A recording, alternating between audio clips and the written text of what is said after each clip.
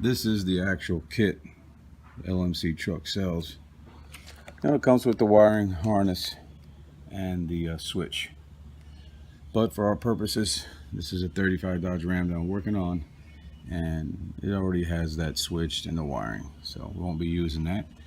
But for the guys that need to install it from square one, you will probably need this stuff.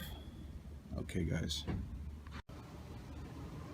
LMC truck sells the roof cab lights. If you have the roof cab lights on your Dodge Ram 2500, 3500 between the years 1994 and 2001, and also including the 2002 2500 and 3500, because remember guys, in 2002 they switched the body style of the 1500.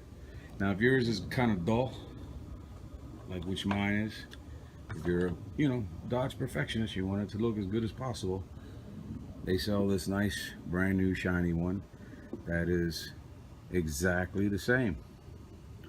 Only difference is that it comes with its own light fixture there, so you're gonna have to do a little work, not much. You're gonna have to take off your old light. This is your old plug.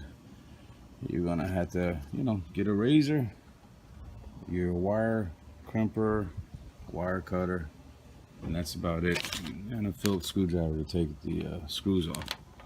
And what we're going to do is I'm just going to cut it here and just splice the wires together. All right, so there we have it.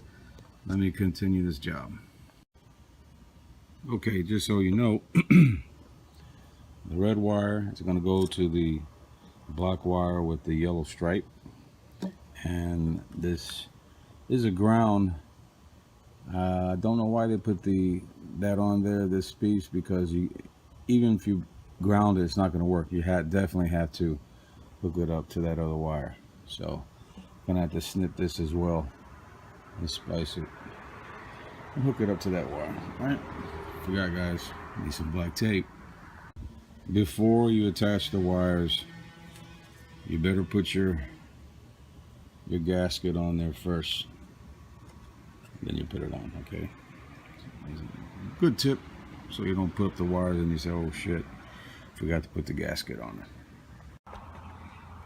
Quick tip in mounting the roof lights: be careful with the screws and tighten them down, because the LMC truck roof light kit comes with some really nice thick gaskets, which is a good thing to keep the moisture out.